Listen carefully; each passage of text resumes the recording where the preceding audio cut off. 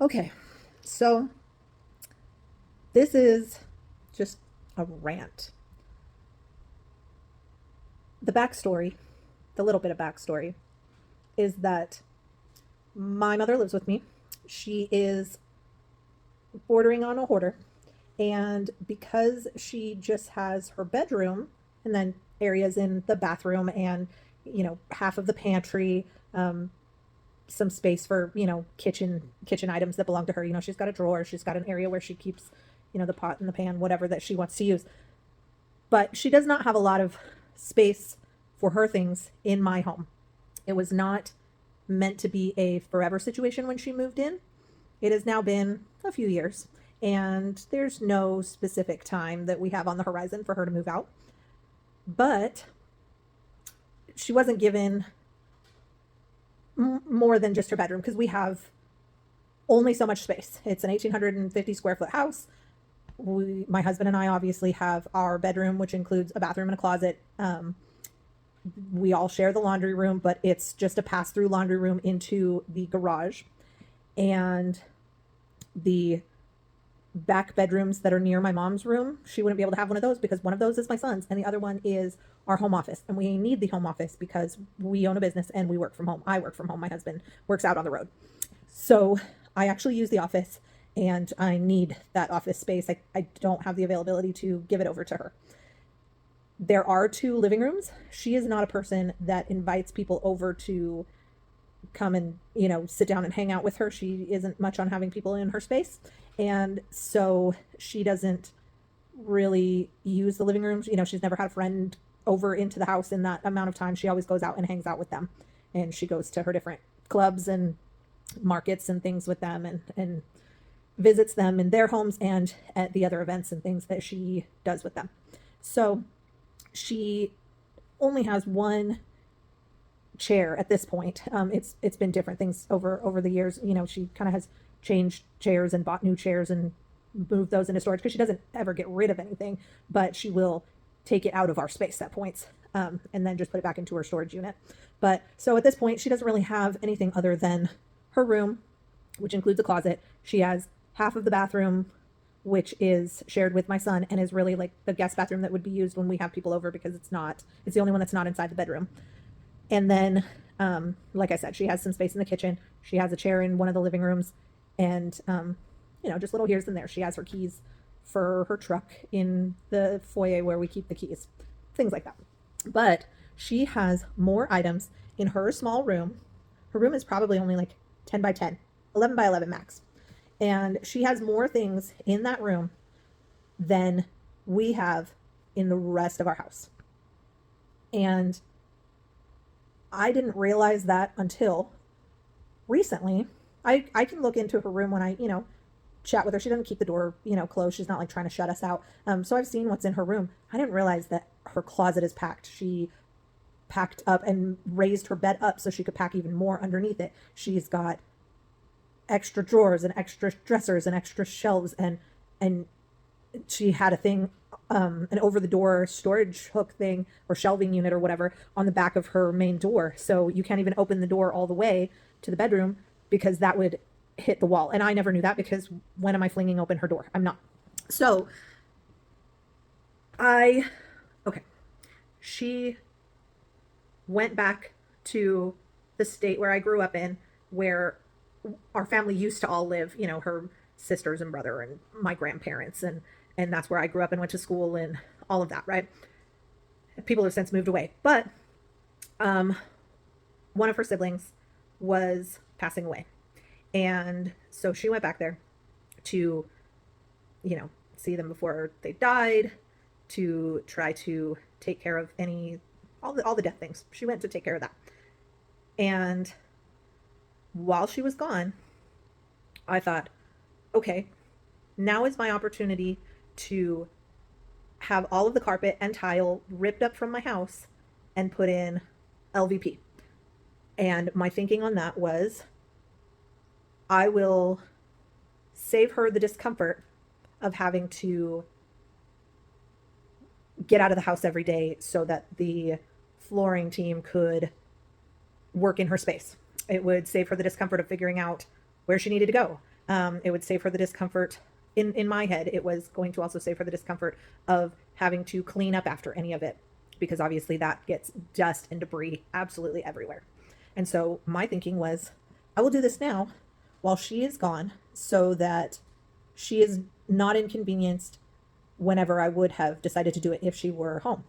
And that's a nice sentiment. Great, whatever. She doesn't know that I'm doing this. It was kind of a surprise thing. It wasn't like, oh, surprise, guess what we got you? Because obviously it's my house. But I just thought it would be fun to have her come home and be like, what? Everything is different, because we also replaced the toilets. We had the baseboards replaced. It ended up afterwards that within a couple weeks afterwards, the fridge died. I think probably too much dust got in the mechanism and whatever. And so the compressor stopped. I don't know. I'm not a person that deals with stuff like that. But the fridge died, and it made the most sense to my husband's brain for us to get an appliance bundle at that point. So instead of just replacing the fridge, we also got a new microwave, we got a new range, and we got a new dishwasher. And so there are so many things that are different about our house than when my mother left. And I thought that would be fun for her to walk in and be like, wow, this is very different. Now, here's where it becomes a rant. Because my mother has so many items in her little room and in the pantry, she's got more pantry items than us too. It's like stacks on stacks on stacks. We had to, while the flooring guys had moved everything out, and the way that our pantry was set up, it had to be deconstructed so that they could get the flooring into the bottom. They weren't able to just go underneath. It would not have worked that way. And so while all of that was deconstructed, we used that opportunity to reinforce the shelves and double reinforce her side, because she stacks things and the shelves were starting to bow. And so,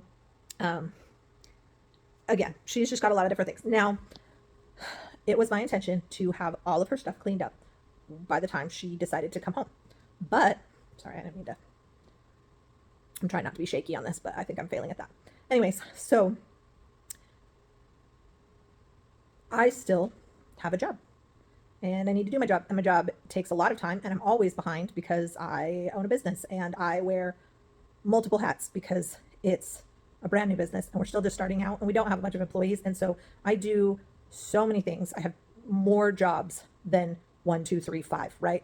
I'm taking the place of multiple full-time jobs of people. I also have my family here. I need to make sure that my child is fed and happy and cared for and loved, and that we spend time together. I have dogs, and I want them to be loved and happy and cared for. And my husband comes home generally on the weekends, and he needs to be loved and happy and cared for. And we have, things that need to happen that would be happening anyways, right? Like it's tax season. We need to, get the taxes going, and there's going to be a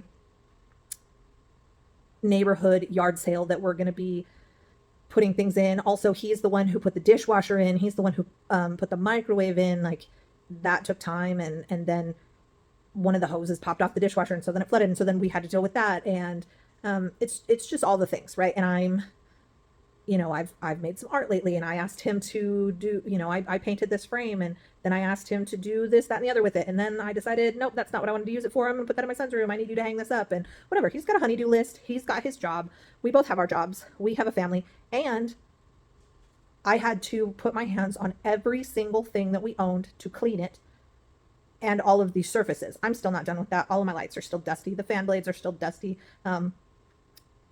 All the doors. I haven't wiped the walls. I've certainly not wiped the ceilings, but I've done quite a lot of the things. And, it's a safe space, even though it's, kind of a grubby space if you look around a little bit, but all of the dishes are clean. All of the shelves that we put the dishes onto are clean. It's fine, and I'm working on it. But because of that, I also did, I would say, 75% of my mom's room. That still leaves a lot of stuff. But I did about 75% of my mom's room. And then we had a horrible storm. And so whatever happened, right? The light fixture above my mom's bed fell out. It didn't fall all the way down, thank goodness, but it fell out. And I don't go into my mom's room every day. I go in there to set the mail that she has still been getting on her bed, so that when she comes home, she has a nice stack of things and doesn't have to go searching for it, whatever. But I went in there and oh no, okay. So I told my husband, you need to fix the light. You need to reattach it. And he went in there and he just shoved the bed over and got up there and did the thing. And it kind of, rained down some drywall debris or whatever the thing. And he just picked up his ladder and he walked back out. And now the nice clean area that I had cleaned of my mother's, it's not clean anymore. And then there were more items that, like I said, I only got to about 75% of her stuff. And I have just not had a chance to finish. And now my mother is saying, I miss you guys. I want to come home. And I think I'm going to do that this week. And here I am going, oh, shoot, I have not finished your stuff. And I did not want her to come home to, oh, hey, by the way, while you were gone dealing with this very emotional thing, we just, put dust all over your stuff, had random strangers touching your things. And then I touched all of your things as well. But I didn't get it done. And you still have a bunch of things. And now you figure it out. Sorry. Like, I didn't want that to be the case. That makes me feel bad. She didn't choose this. And she's at an emotionally volatile time. So I feel bad. However, I was up at about 2:30 in the morning. I'd gone to bed just after midnight. It was like 12:05. I laid my head down and I closed my eyes, lamps off, everything's off. And then I laid there until about 2:30, just boiling and steaming about my mom's things. Because, for one, I'm mad at myself that I didn't get it done. Because I know she's going to she's going to be upset that somebody touched her stuff no matter what. She will be more upset that her stuff was touched, and it's dusty and it's, and it's out of place, right? Because the guys took all the things off of the shelves and I didn't take enough pictures, I guess, to know exactly where everything is supposed to go. So her stuff is not going to be exactly how she left it. It just isn't at this point. And so I was mad at myself for having created this situation because, for one, I don't want to do that to my mom, but also, as a kind of selfish person, I don't want to listen to her complain about it. And I don't want her to guilt trip me for however long, which I'm guessing will be quite a long time. Because what I'm imagining will happen, I will tell her, hey, I had to set this, explain the situation and say, hey, I put these other things that I wasn't able to clean in this box. I can get to it and clean it as I have time, but there's so much of it that it will take me a while because I'm still working and I'm still lifing. And I know that she will say, absolutely, you're not touching my things, because that's part of what her problem is with it anyways, is going to be with it.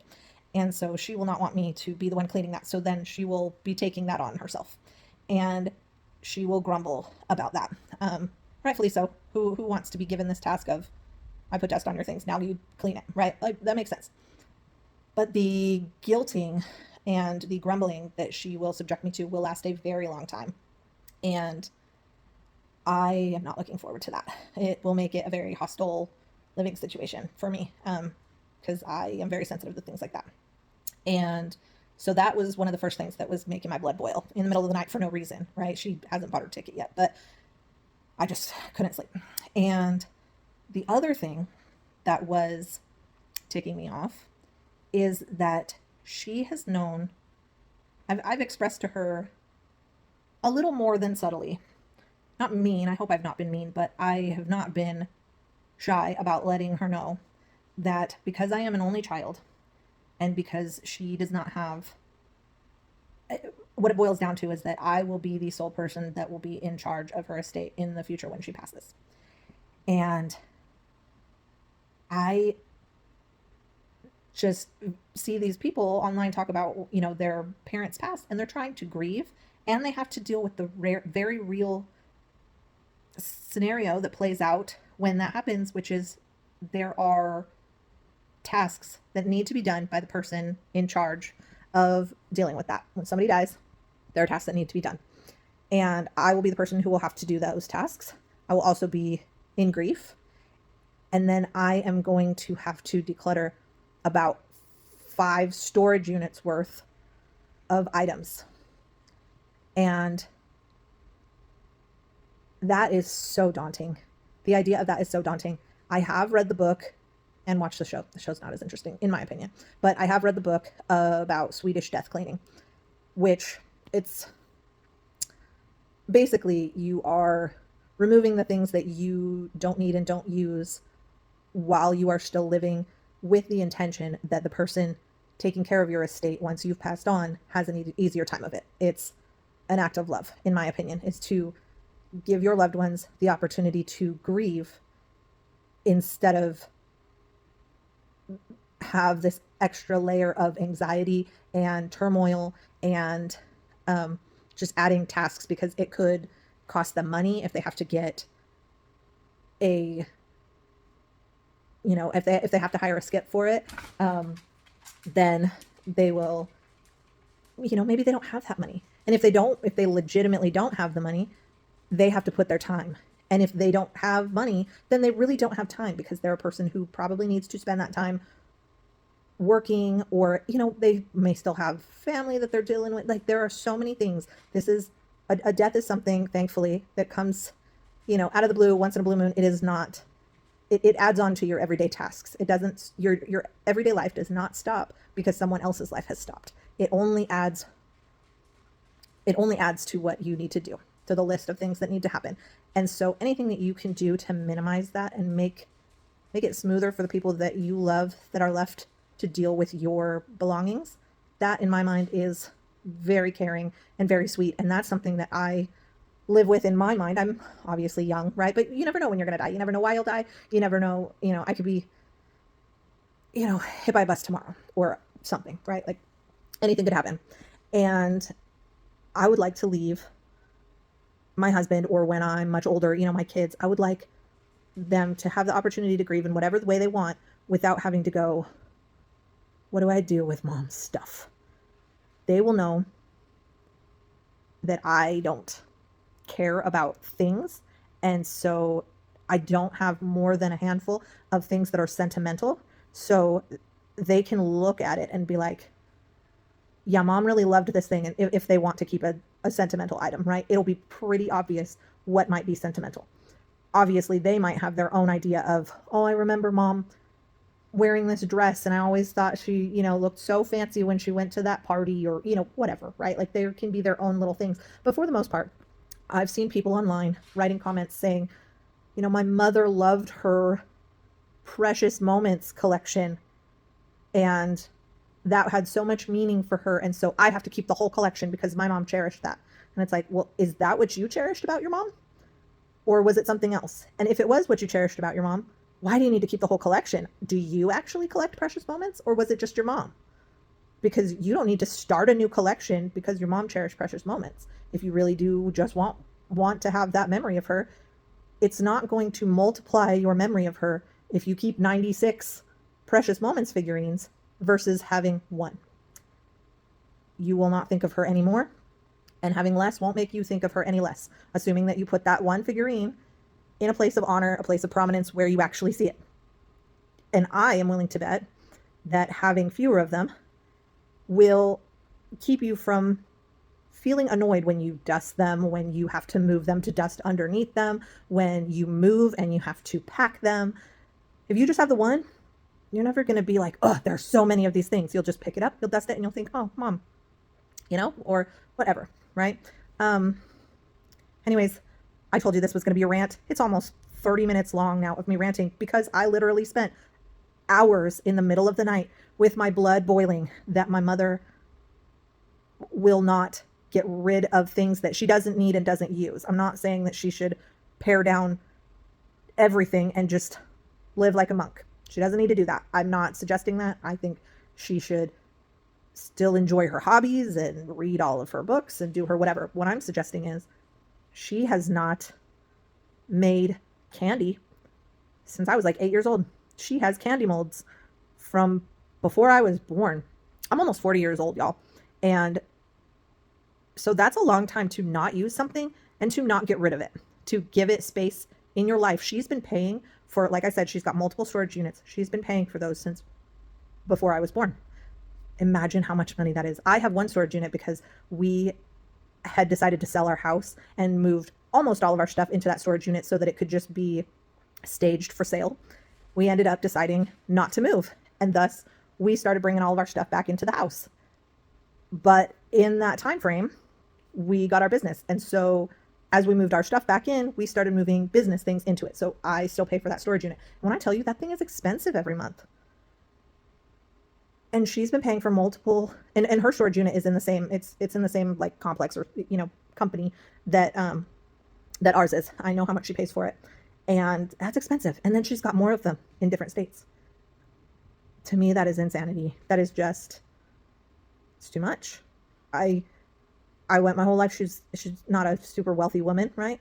I can only imagine what life would have been like if she didn't throw money into storing candy molds that she's not using from before I was born, and a broken shaved ice maker, and a, ad nauseum, right? All the things. So in the middle of the night, I was angry. I was angry that I put my mom in this position. I'm angry that it's going to translate to her guilt tripping me and grumbling for don't even know how long. I'm angry that despite the fact that she has just dealt with her siblings' estate now that they've passed, that's still, I know her, it's not going to clue her in on, oh, hey, I'm going to end up doing the same thing to my family. She